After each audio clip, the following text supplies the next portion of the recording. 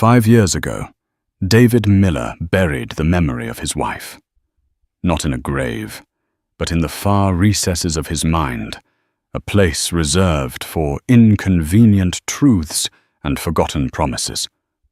To the world, Amelia Williams had simply vanished, a quiet, unassuming woman who walked out of her perfect Brooklyn brownstone one rainy Tuesday and never came back. David told everyone it was a tragedy, a breakdown. He grieved publicly while privately celebrating his freedom with the woman he'd been seeing for years. But memories don't stay buried forever. And Amelia Williams wasn't the woman anyone remembered. Today, in the shimmering towers of Manhattan, a new queen reigns over a billion-dollar empire, and she's finally ready to come home. The air in their Brooklyn brownstone always smelled of lemon polish and David's ambition. Amelia Williams, at 32, was the curator of this perfect life. Her days were a meticulously choreographed ballet of managing their home hosting dinner parties for David's architectural firm and ensuring his world ran with the silent, flawless efficiency of a Swiss watch. She had given up her own budding career in botanical research to become the silent partner in the David Miller success story. It was a sacrifice she had made willingly. Believing her love was the foundation upon which he built his dreams. David Miller was a man carved from charm and ambition. He was the golden boy at Sterling and Vance Architecture, a rising star whose designs were lauded for their sleek modernist lines. He'd look at Amelia across a crowded room, his blue eyes crinkling at the corners, and people would sigh. "They're the perfect couple," they'd whisper. "She's his rock." But lately the rock had begun to feel the strain of invisible cracks. It started subtly. The late nights at the office became more frequent, punctuated by the sterile excuse of pushing a deadline for the Hudson Yards project. His phone, once left casually on the nightstand, was now perpetually screened down or in his pocket. When she touched his arm as he slept, he would flinch away, a gesture so small yet so thunderously loud in the quiet of their shared life. The scent of another woman had begun to cling to his clothes, not a cheap perfume, but something expensive and subtle like jasmine and sandalwood. When she'd asked about it once, he'd laughed it off. "Oh, that's probably Chloe Vance from the office. Her perfume is so strong it practically follows you home." Chloe Vance. The name hung in the air between them. She was a junior partner at the firm, a woman David described as brilliantly ruthless. Amelia had met her a few times at company events. Chloe was everything Amelia wasn't, sharp-edged, dressed in tailored pantsuits, her lipstick a slash of defiant red. She had a way of looking at David that made Amelia's skin prickle. A look that bypassed professional admiration and landed squarely in the realm of predatory possession. One Tuesday evening, the rain was lashing against the windows, a miserable, persistent drizzle that matched the feeling in Amelia's gut. David was late again. She had prepared his favorite meal, braised short ribs that had been slow cooking for 6 hours. The table was set with their wedding china. At 9 p.m., he still wasn't home. She called his cell. It went straight to voicemail. She called the office. The night security guard answered his voice, bored. "No, ma'am. Everyone from the executive floor left hours ago. Mr. Miller signed out at 5:02 p.m. The lie was a cold, sharp stone in her stomach. 5:02 p.m. He had been gone for 4 hours. 4 hours of unaccounted time. She waited the silence of the house pressing in on her. The short ribs grew cold. The candles she had lit sputtered and died. When he finally walked in just after 11 p.m., his hair was damp, and his shirt was slightly rumpled. He didn't look tired from work. He had the flushed, energized look of a man who had just been thoroughly alive. "Sorry I'm so late," he said, shrugging off his trench coat. The traffic was an absolute nightmare. Amelia stood by the dining table, her hands clasped in front of her. "The security guard at your office said you left at 5. David froze, his back to her. The carefully constructed mask of the loving husband flickered. For a moment she saw the stranger underneath. He turned slowly, his expression shifting from surprise to annoyance. "You called my office. Amy, what is wrong with you? Are you checking up on me now?" He snapped, his voice cold. "Where were you, David?" She asked, her own voice, barely a whisper. He ran a hand through his hair, a gesture of performative frustration. "I went for a drink with the team to decompress. Chloe, Mark, a few others. Is that a crime? I needed to blow off some steam. This Hudson Yards project is killing me." He walked past her, past the elaborate uneaten dinner, and headed for the stairs. "I'm exhausted. I'm going to take a shower." He didn't notice the single perfect water ring on the mahogany side table left by a cold glass he hadn't touched. He didn't see the way her hands were trembling. He didn't see the light in her eyes, the one that had always shone for him, finally beginning to dim. As the water from his shower started to run, Amelia stood alone in the cold dining room, the beautiful life she had curated, now feeling like nothing more than a well-appointed prison. And she knew with a certainty that chilled her to the bone that the key to this prison was no longer in her hands. The next few days were a blur of strained politeness.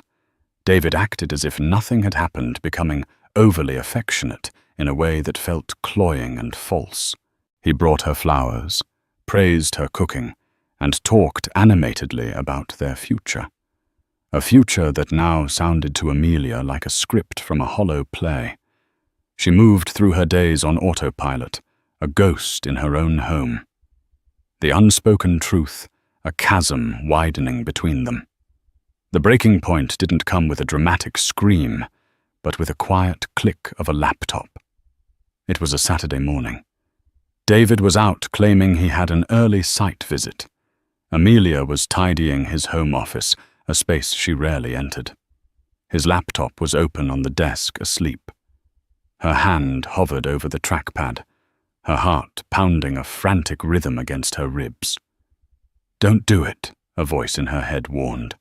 "You can't unsee what you find." But she had to know. She touched the pad, and the screen blinked to life. He hadn't even bothered to lock it. His email was open. And there it was. An entire thread with Chloe Vance. It wasn't just about work. There were pictures from a recent business trip to Chicago, pictures of them laughing in a hotel bar, a selfie with their heads close together, Chloe's red lipstick staining the rim of a wine glass. Then she saw the hotel confirmations, the Four Seasons, the Peninsula, all booked for 2.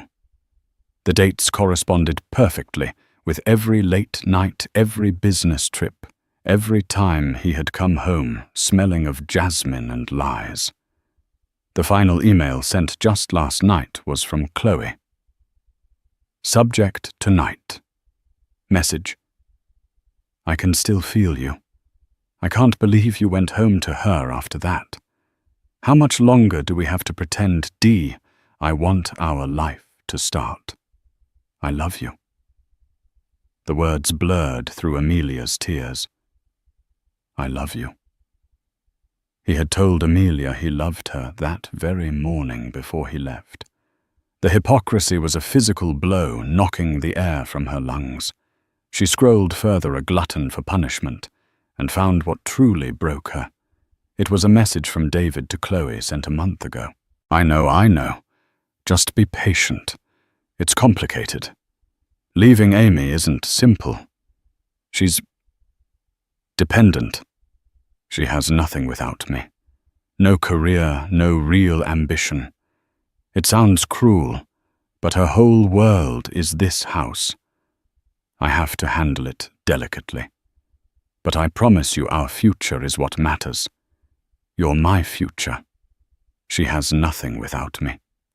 The words echoed in the silent room, stripping away 15 years of love and sacrifice, rendering her life down to a single, pathetic sentence. She wasn't his partner. She was a complication, a dependent, an obstacle to be handled delicately. When David returned that afternoon, whistling as he came through the door, he found her sitting in his office chair, the laptop screen glowing in front of her. The color drained from his face when he saw what she was looking at. "Amy, I can explain," he stammered, the charm finally failing him. "Can you?" Her voice was eerily calm, devoid of the hysteria he was clearly expecting. "Can you explain how the woman who gave up her PhD so you could finish your master's has no ambition? Can you explain how the woman who networked tirelessly at your side, charming your bosses and clients, is a complication?" He flinched. "You don't understand the context." "Oh, I understand the context perfectly," she said, standing up. For the first time, she felt taller than him. "The context is that you are a coward and a liar. You built your career on my back, and now that you're successful, you want to trade in the foundation for a newer, shinier model." His defensiveness curdled into cruelty. When cornered, David Miller didn't apologize. He attacked. "Oh, spare me the martyr act, Amelia," he sneered, his voice dripping with contempt. "You loved playing the perfect wife. You loved the parties, the house, the money. Don't pretend this was some great sacrifice. What were you going to do to sell homemade potpourri at a farmer's market? I gave you this life, and frankly it's become boring. You've become boring. You have no fire, no edge. Chloe challenges me. She understands my world. You just arrange the flowers in it." Each word was a meticulously aimed dart, and they all hit their mark. He wasn't just admitting his infidelity, he was assassinating her character, her worth, her entire identity as he had shaped it. He was telling her that she was in fact nothing without him. Something inside Amelia snapped, not in a loud, explosive way, but in a quiet, final severing of a cord. The love she had felt for him, which had already been dying, turned to ash. In its place, a cold, hard resolve began to form. She didn't scream or cry. She simply looked at him, her eyes clear and steady. "Thank you, David," she said, her voice chillingly serene. "You've made everything perfectly clear." She walked out of the office, leaving him standing there amidst the digital debris of his betrayal. She went upstairs to their bedroom, the room they had shared for a decade, and opened her closet. She didn't pack the designer dresses he had bought her, or the jewelry he had gifted her, as apologies. She packed a small duffel bag with a few pairs of old jeans, some sweaters, her hiking boots, and a worn, leather-bound journal filled with her grandmother's botanical recipes and drawings. It was the one piece of her old life, the life before David, that she had kept. As the rain began to fall again, Amelia Williams walked out of the Brooklyn brownstone. She didn't look back. She had no destination in mind, only a direction away. Away from the man who thought she was nothing, and toward the woman she had forgotten she could be. Amelia drove for 17 hours, stopping only for gas and black coffee. The city skyline receded in her rearview mirror, replaced by the endless, hypnotic stretch of the interstate. She was running on adrenaline and grief, the engines hum a monotonous drone against the cacophony of David's cruel words replaying in her mind. Boring. Dependent. Nothing without me. She had no plan, no destination, until a memory surfaced from the depths of her childhood, her grandmother's cottage. It was a place she hadn't seen in 20 years, a small, forgotten property on a rugged stretch of the Oregon coast, bequeathed to her when her grandmother passed. She and David had once talked of selling it, but the paperwork was too complicated, the market too slow. It had sat there, derelict and waiting. With a new, desperate sense of purpose, she rerouted her GPS. 3 days later, she pulled onto a gravel road nearly swallowed by overgrown ferns and towering pines. The cottage was even more dilapidated than she remembered. The paint was peeling, the porch sagged, and a thick carpet of moss covered the roof shingles. But it was hers. It was a place untouched by David's influence, a sanctuary of her own making. The first few weeks were a descent into despair. The isolation was absolute, broken only by the cry of gulls and the relentless crashing of the Pacific waves against the cliffs below. There was no internet, no cell service. The silence forced her to confront the gaping wound in her life. She wept for the love she'd lost for the woman she'd allowed herself to become. She chopped wood with blistered hands, repaired the leaky roof with tar and sheer will, and learned to live with the ghosts of her past. Slowly, painfully, the wilderness outside began to heal the wilderness within. She started spending her days in her grandmother's overgrown garden. It was a chaotic jungle of weeds, but beneath the neglect, the bones were still there. Hardy rose bushes, lavender that had gone wild, and a mysterious, resilient herb garden her grandmother had cultivated with an almost mystical reverence. It was there, with her hands buried in the cool, damp earth, that Amelia started to come back to life. She found her grandmother's old journals in a dusty trunk in the attic. They were filled not just with recipes for jams and pies, but with detailed instructions for creating salves, tinctures, and facial oils from the plants in the garden.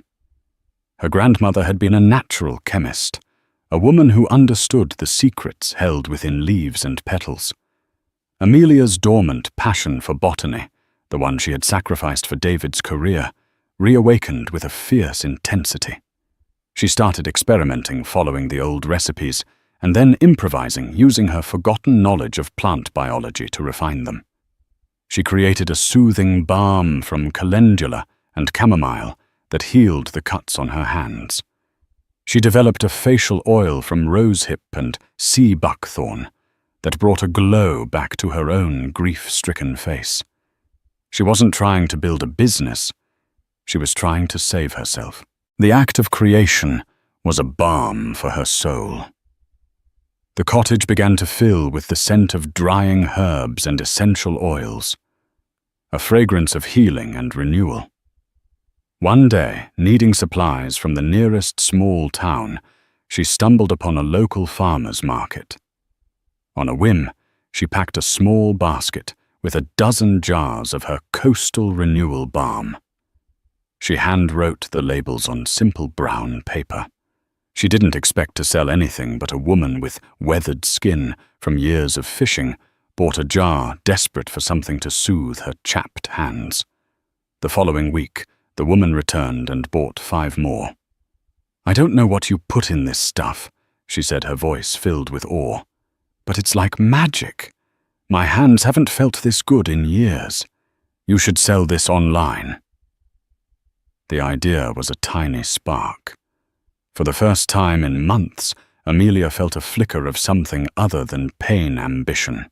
Around the same time, a thick envelope arrived at the cottage's rusty mailbox, forwarded from her old address.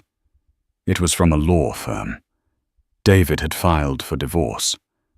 The papers were cold and clinical, citing irreconcilable differences and offering her a paltry settlement, a sum so insultingly small it was clear he assumed she was desperate and would take anything.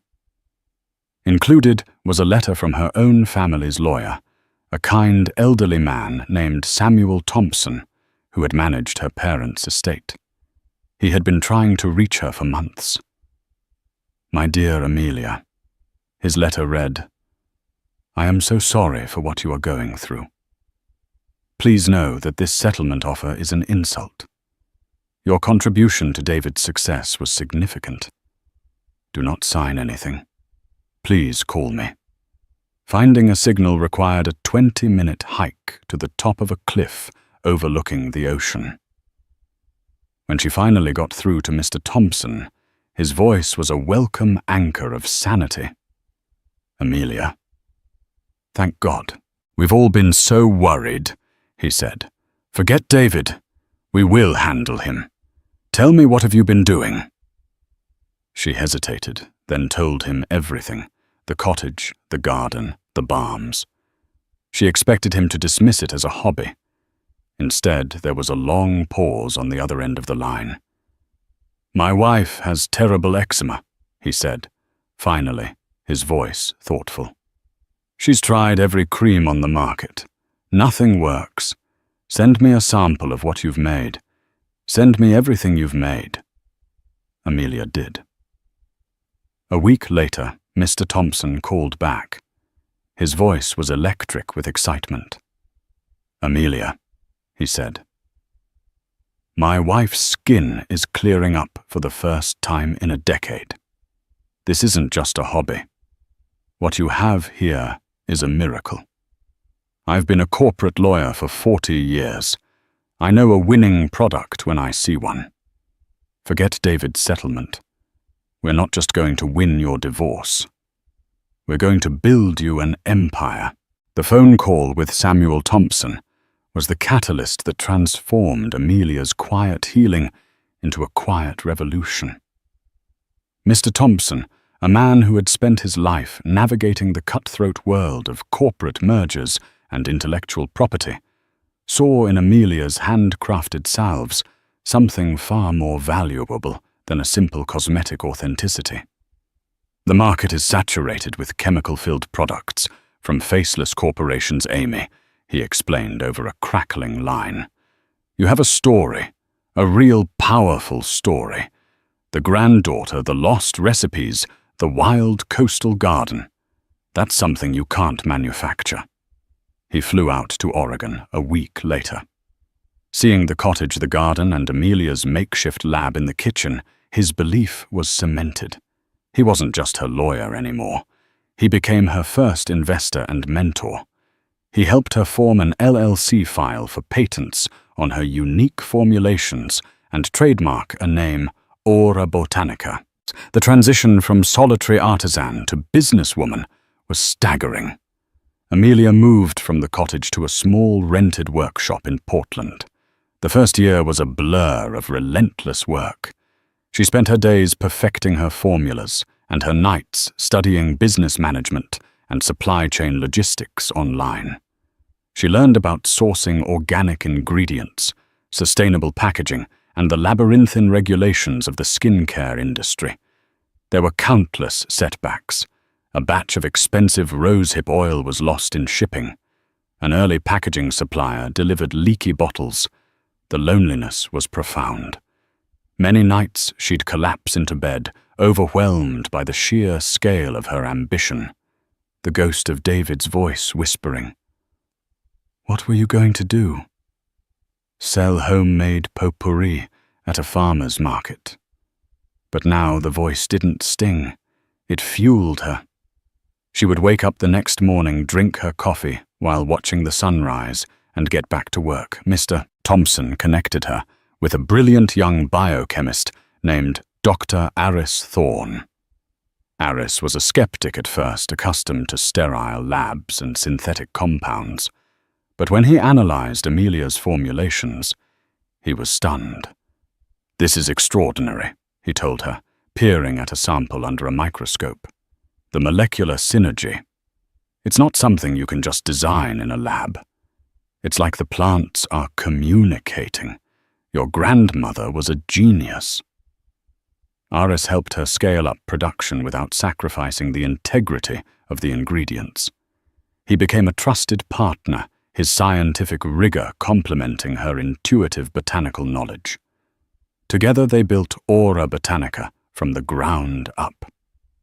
They started by selling online their first customers, drawn in by a few beauty bloggers who had discovered the miracle balm from Oregon. The growth was explosive. The story sold itself.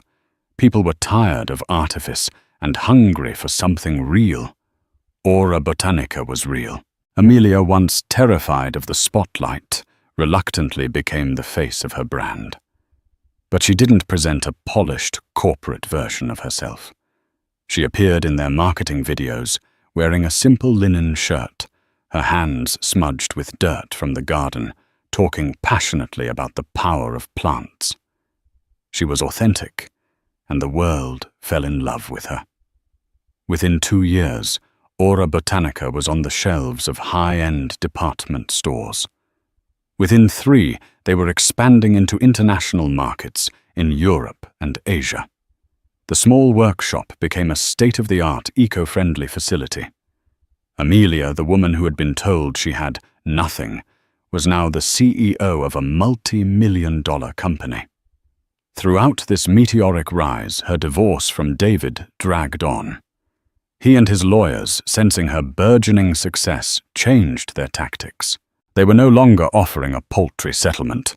They were demanding half of her company, claiming it was a marital asset since she technically started experimenting while they were still legally married. Mr. Thompson shielded her from the worst of it, but the legal battle was a constant ugly shadow. David's depositions were filled with condescending claims. He painted her as an unstable hobbyist who got lucky, suggesting his initial financial support of their household was the seed money for her entire venture. Amelia refused to be distracted. She poured her energy into her work. She hired a team, delegated responsibilities, and proved to be a natural, decisive leader. The woman who once curated a perfect home now curated a thriving, ethical, and wildly successful business. On the 5th anniversary of the day, she left Brooklyn. Aura Botanica was valued at over $900 million, following a massive investment from a Swiss conglomerate, Amelia Williams. The woman who had fled with nothing but a duffel bag and a broken heart was now one of the wealthiest self-made women in the country. She wasn't just a millionaire. She was on the verge of becoming a billionaire. She sat in her corner office, a sleek minimalist space with a panoramic view of the Portland skyline, and looked at the latest issue of Forbes magazine on her desk. On the cover was a photograph of her not in a power suit, but standing in a field of lavender, a serene smile on her face. The headline read, "The Natural Mogul, How Amelia Williams Turned a Lost Garden into a billion-dollar beauty empire." She ran a finger over the glossy image. She had done it. She had built a new world from the ashes of her old one. And now she felt a pull she hadn't expected. It was time to go back. Not for revenge, but for closure. It was time to face the man who had tried to erase her and show him the woman she had become. 5 years in the life of David Miller had been a slow, steady erosion. Life with Chloe was not the exhilarating escape he had imagined. The initial thrill of their clandestine affair had quickly curdled into the mundane reality of a relationship built on a foundation of deceit. Chloe was ambitious and sharp, but she lacked Amelia's warmth and intuitive kindness. Their sleek, modern apartment, a deliberate contrast to the cozy brownstone, felt cold and sterile. Professionally, David had stalled. The Hudson Yards project, which he'd believed would be his masterpiece, was plagued by budget overruns and design compromises. He had lost his spark. Without Amelia's quiet support and networking, he found himself struggling, his charm wearing thin. He and Chloe were living beyond their means, propped up by credit and the dwindling hope of a huge payout from his divorce settlement. David rarely thought of Amelia anymore. In his mind, she was a pathetic figure, probably living a meager existence somewhere supported by the small alimony checks he begrudgingly sent. His lawyers told him she was fighting the divorce, and he interpreted it as the desperate clinging of a woman who couldn't let go. The idea that she could be thriving without him was simply inconceivable. On a grey Tuesday morning, David was in a meeting at his firm, Sterling and Vance. His boss, Jonathan Sterling, was presenting a market analysis for a new luxury spa project.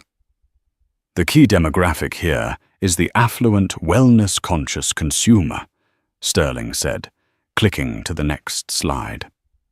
They value authenticity, sustainability.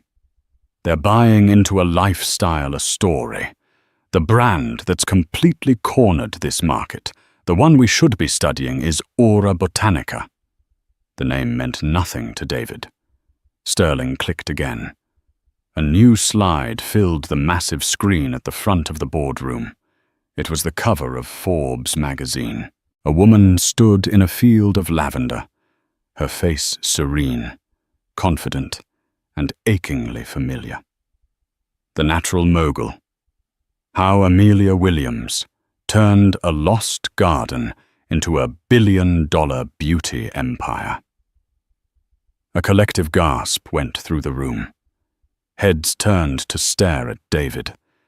His own world tilted on its axis. The blood drained from his face, leaving a cold, clammy sensation.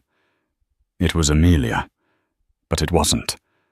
The woman on the cover had his wife's face, but her eyes held a strength and self-possession he had never seen before. She looked powerful, untouchable. A billionaire. It was impossible. It was a joke. Amelia. Williams, one of the partners asked, looking from the screen to David. Is that your Amelia? David couldn't speak. He just stared, his mind struggling to process the information.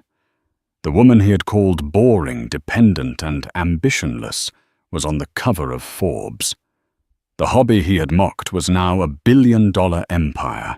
Every cruel word he had ever said to her came rushing back, each one a testament to his own staggering foolishness. The meeting ended in a blur. David stumbled back to his office in a daze. Chloe was waiting for him, holding a copy of the same magazine, her face a mask of fury and disbelief. "Have you seen this?" she hissed, slamming the magazine down on his desk. $1 billion, David. $1 billion. And you've been sending her pathetic little checks while her lawyers fight you for scraps. We should have been demanding half. We still can. Her words barely registered. David was consumed by a toxic cocktail of emotions. Shock, envy, and a profound, gut-wrenching sense of humiliation. He wasn't just wrong about Amelia. He had been catastrophically, spectacularly wrong. He had thrown away a diamond, believing it was a common stone. Chloe, however, saw only the money. "This changes everything," she said, her eyes gleaming with avarice. "Her company was started while you were married. Community property. David, we can sue for half of the entire company. We could be set for life. You need to call your lawyer." Right now. The thought of Amelia's money was intoxicating. It could solve all their problems. It could give him the life of effortless luxury he felt he deserved. The humiliation began to morph into a twisted sense of entitlement. He had supported her for years. He was still her husband when she planted those first seeds. He had a right to it. "You're right," he said. The daze clearing, replaced by a cold, greedy resolve. She owes me. She owes us. He picked up the phone to call his lawyer, a new strategy forming in his mind. He wouldn't be the condescending husband anymore. He would be the aggrieved party, the supportive spouse whose wife had hidden a burgeoning empire from him. Meanwhile, in Manhattan, Aura Botanica was hosting its first major East Coast event, a charity gala at the Metropolitan Museum of Art to support environmental conservation. The guest of honor and keynote speaker was the company's reclusive founder and CEO. Amelia Williams had returned. She stood in a suite at the plaza looking out over Central Park. She was dressed in a simple, elegant, dark green gown that shimmered under the lights. Her only jewelry, a pair of delicate, leaf-shaped diamond earrings. Aris Thorne stood beside her, offering a supportive smile. "Ready to face the lions?" he asked softly. Amelia took a deep breath, the city lights reflecting in her eyes. "I'm not the one who should be afraid, Aris," she said, her voice calm and steady. "I'm not the prey anymore." She knew David would see the magazine. She knew he would come for her. In fact, she was counting on it. The battle wasn't just for her company anymore. It was for her story, and she was finally ready to tell it. The gala at the Met was the crown jewel of the New York social season. The air buzzed with the clinking of champagne glasses and the murmur of influential voices. Art, fashion, and finance collided under the soaring ceilings of the Temple of Dendur. But tonight, the center of this glittering universe was Amelia Williams. She moved through the crowd with an understated grace that commanded more attention than any ostentatious display of wealth ever could. She was poised, articulate, and genuinely passionate as she spoke about her company's conservation efforts. The shy, insecure woman who had hosted David's dinner parties was gone, replaced by a confident leader who looked every person she met directly in the eye. David and Chloe arrived uninvited. Chloe had secured tickets through a contact, her determination fueled by a desperate greed. She wore a tight, sequined dress that was slightly too loud for the elegant affair, while David looked uncomfortable in his tuxedo, a man out of his depth. They stood in the shadows of a towering Egyptian statue, watching Amelia from afar. For David, seeing her in person was a far more visceral shock than seeing her on a magazine cover. She radiated a calm power that was both captivating and infuriating. This was the woman he had discarded. This was the life, the adoration, the respect, the success that he felt should have been his. "Look at her," Chloe whispered venomously, her nails digging into his arm. "Playing the queen. This is our money, David. Our life. You need to go over there, confront her. Don't let her get away with this." Driven by Chloe's relentless pushing and his own bruised ego, David began to cross the floor. Heads turned as he approached the circle of people surrounding Amelia. A hush fell over the group as he stopped directly in front of her. Amelia didn't look surprised. She simply finished her sentence, excused herself from the conversation with a polite smile, and turned to face him. Her expression was perfectly neutral, revealing nothing. "David," she said, her voice as smooth and cool as river stone. "This is an unexpected surprise." "Amelia, we need to talk," he said, trying to sound firm, but coming across as merely desperate. "What you've done, hiding all of this from me while we're still married, it's fraud." A faint, almost imperceptible smile touched Amelia's lips. "Is it? I seem to recall you being intimately aware of my hobby, as you called it. You found it quite boring, if I remember correctly." The quiet accuracy of her words hit him like a physical blow. He glanced around, realizing they were drawing an audience. He lowered his voice. "This isn't the place. But don't think for a second you can cut me out. My lawyers will be in touch. We were married. I am entitled to half of everything." It was at that moment that Chloe, unable to contain herself, strode forward and stood beside David, a caricature of the supportive partner. "She's right, Amelia. You owe him. He supported you when you were nothing. Amelia's gaze flickered to Chloe, a look of mild curiosity, as if observing an interesting but irrelevant species of insect. Then her eyes returned to David, and for the first time they turned icy cold. "Let me be perfectly clear, David," she said, her voice dropping but losing none of its power. "You are entitled to nothing. The man I was married to declared to my face that I was ambitionless and worthless. He made his choice. He chose to build his future with this woman." She gave Chloe a dismissive glance. "The assets you're trying to claim were not built from our marriage. They were built from its ashes. Ashes you created." She took a small step closer, forcing him to meet her gaze. "You didn't invest in my company. You didn't believe in me. You abandoned me. The only thing you are entitled to is the memory of your own colossal misjudgment. Now, if you'll excuse me, I have a gala to host." She turned her back on them, a simple, devastatingly final gesture. Two discreet but imposing security guards materialized, flanking David and Chloe. "Sir." "Madam, I believe you are ready to leave," one of them said quietly but firmly. Humiliation washed over David in a hot wave. They were being escorted out like common gate crashers. As they were steered toward the exit, the crowd parted their faces, a mixture of pity and morbid curiosity.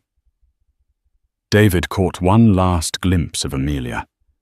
She was laughing with a group of people, Dr. Aris Thorne at her side, her back straight, her head held high. She hadn't even watched them leave. To her, they were already gone.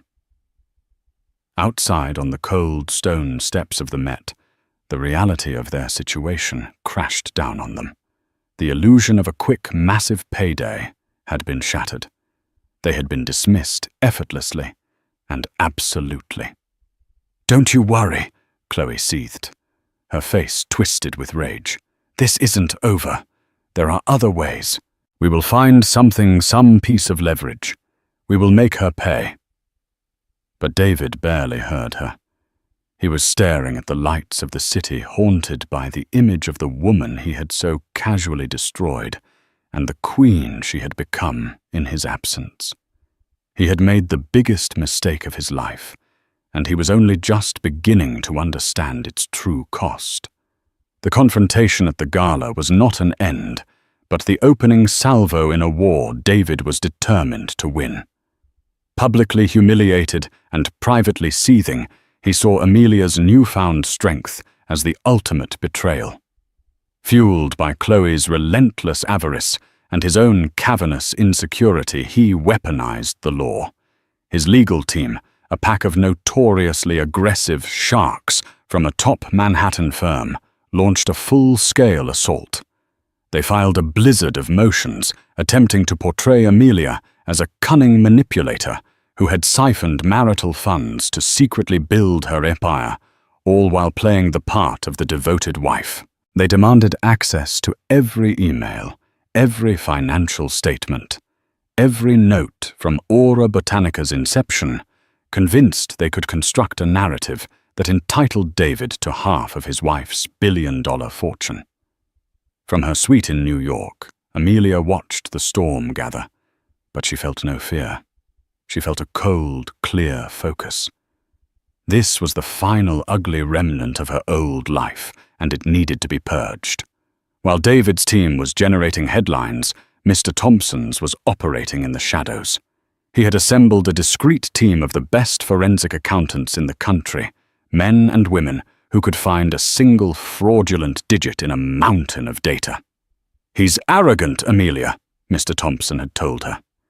His voice grim but steady. "And arrogant men who cheat in one part of their life rarely have the discipline to stay clean in another. They believe they are untouchable. We just need to find the one lie he thought he buried deep enough." They found it. Not one lie, but a web of them intricately woven into the very fabric of David's magnum opus, the Hudson Yards project. It was a masterpiece of deception. The accountants uncovered a series of shell corporations registered in Delaware used to bill the project for non-existent consulting fees. They traced those fees back to an offshore account controlled by David. They found evidence of collusion with a primary materials supplier, where David had signed off on lower-grade structural steel and pocketed a substantial kickback, compromising the integrity of the building itself. The paper trail was undeniable, a damning chronicle of greed that had started years before Amelia had even packed her bag. He hadn't just been stealing from his partners. He had been endangering the public for personal gain. When Mr. Thompson presented the findings bound in a simple but heavy black binder, Amelia felt a profound sense of sadness.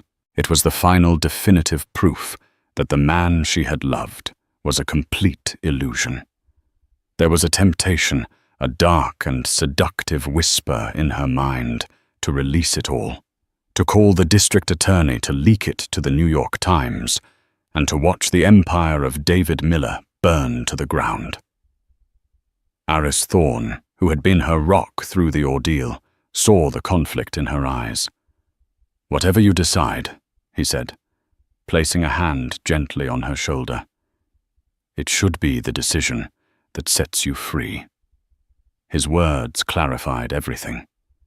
Revenge was a chain, not a key. It would tie her to David's fate, forcing her to watch his trial, to read his name in the headlines for years to come. Freedom was a clean cut, a final silent severing. "We won't leak it," she announced, her voice resonating with newfound certainty. "We will use it to buy my peace. That's more valuable than any revenge." The final settlement meeting was scheduled at Mr. Walt Thompson's office, a place that felt like a bastion of old-world integrity. Its walls were lined with leather-bound legal texts, and the air smelled of wood polish and history. David and Chloe arrived looking polished and triumphant. They had just won a minor procedural motion in court, and they strode in with the smug assurance of victors, believing Amelia had been summoned to surrender. Their lawyer, a slick man named Marcus Thorne, spread his files out on the vast mahogany desk as if he owned the room. "All right, Samuel," Marcus began, addressing Mr. Thompson with practiced condescension. "I assume we're here to finally discuss a realistic settlement figure. My client is prepared to be generous, but the clock is ticking." David leaned back in his chair, a smirk playing on his lips.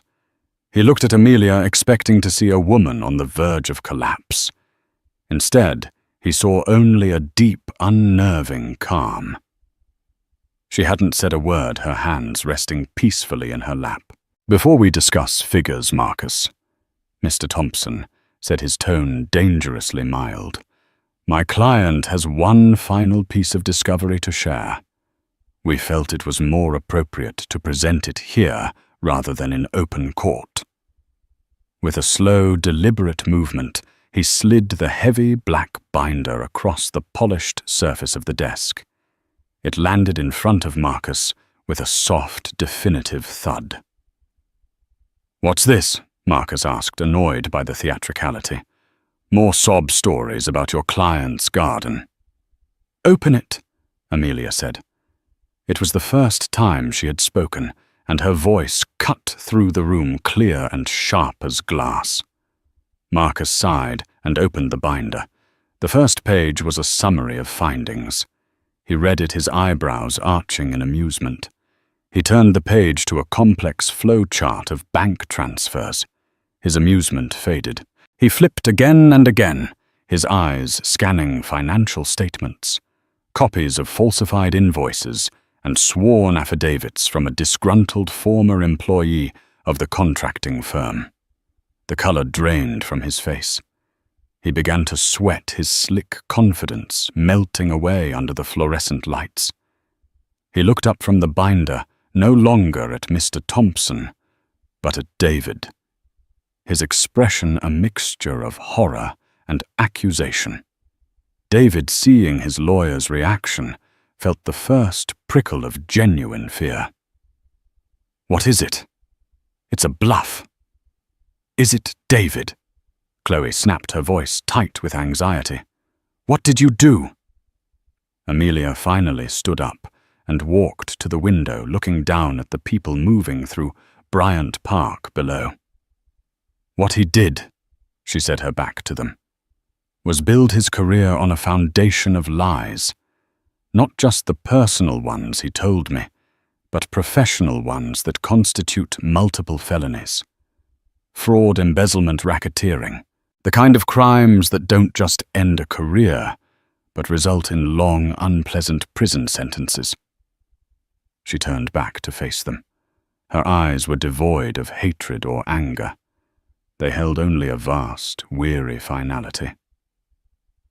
"That binder contains everything the U.S. Attorney's Office would need to secure a conviction. Given that the fraud began while we were still married, his legal team would no doubt try to implicate me. It would be a messy, public, and mutually destructive process." She walked back to the desk and placed her palms flat on the wood. "Or we can choose a different path, right here, right now." She slid a single document and a pen across the desk. "This is a divorce settlement. It stipulates that you will drop every single claim against me and my company, effective immediately. You will renounce any right to spousal support. You will walk away with the assets you acquired in your own name and all the debts that come with them. You will sign this, and in return, that binder gets placed in a vault. As long as you and Miss Vance here disappear from my life permanently and completely, it will remain there. The moment you violate that, a copy will be delivered to the authorities. The choice is yours, a clean break or total annihilation." The silence in the room was absolute. Chloe stared at the binder as if it were a venomous snake. The future she had fantasized about, the yachts, the mansions, the endless river of Amelia's money, had vanished, replaced by the terrifying image of visiting David in a prison jumpsuit. David stared at Amelia, his mind finally painfully grasping the full scale of his miscalculation. He had seen her as a soft, sentimental creature he could easily crush. He had never imagined she possessed this kind of steely, strategic brilliance. She hadn't come to fight him on his terms. She had changed the entire game. His lawyer, Marcus, quietly cleared his throat. "Sign the paper, David." With a trembling hand, David reached for the pen. The arrogance was gone, replaced by the hollowed-out look of a man who had lost everything. As the nib scratched across the paper, the sound was deafening. It was the sound of his final surrender, the signing away of his last desperate claim on her. He pushed the document back, unable to meet her eyes. Amelia nodded curtly to Mr. Thompson. Without another word, she turned and walked out of the office. She didn't look back. Down on the street, the crisp autumn air felt like the first breath of a new life. The weight that she had carried for 5 years, the grief, the anger, the struggle, the fight had finally lifted. She was free. Her life after that day unfolded with a quiet, beautiful purpose. Aura Botanica thrived, becoming a global symbol of ethical business and natural integrity. But Amelia's focus had shifted from balance sheets to wild landscapes. She poured her energy and wealth into the Aura Botanica Foundation, acquiring and rewilding vast tracts of land, protecting endangered ecosystems. Her partnership with Aris grew from a shared passion for science into a deep, abiding love built on a foundation of trust and mutual admiration. They were a team in the lab and in life. Occasionally she would hear whispers about David. His career had imploded under a cloud of rumors and a quiet internal investigation at his firm. He and Chloe had split acrimoniously, their relationship unable to survive the death of their shared financial dream. He lived in the shadow of what he had done forever, glancing over his shoulder, a prisoner not of the state, but of the secrets only he and Amelia knew. Amelia, however, rarely thought of him. Her world was filled with the scent of damp earth after a rain, the excitement of a new botanical discovery, and the warmth of Aris's hand in hers. One evening, years later, she was walking through the restored gardens of her grandmother's cottage on the Oregon coast, the place where her new life had begun. The setting sun painted the sky in hues of rose and gold. She knelt down, her hands sinking into the rich soil, the same soil that had healed her and given her a future. She had taken the ugliest betrayal and cultivated from it a life of extraordinary beauty. Her greatest success wasn't the billion-dollar empire. It was this peace, this strength, this profound, unshakable sense of self. She was finally and completely home. Amelia's story is a powerful reminder that our lowest moments do not have to define us. Betrayal can feel like the end of the world, a deep wound that seems impossible to heal. But within that pain, there is often an undiscovered strength, a resilience we never knew we possessed. She didn't seek revenge in the traditional sense. Her victory was in building a life so full, so successful, and so authentic that the man who broke her became nothing more than a footnote in her incredible story.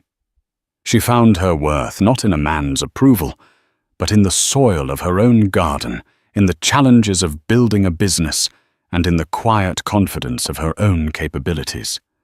Her ultimate success wasn't the money, it was her freedom. If this story of resilience, transformation, and ultimate triumph moved you, please take a moment to hit that like button. It truly helps our channel grow. Share this story with someone who might need to hear that it's possible to rebuild from the ashes. And most importantly, if you want more real-life dramas that will inspire and captivate you, make sure you subscribe and turn on notifications. Thank you for listening.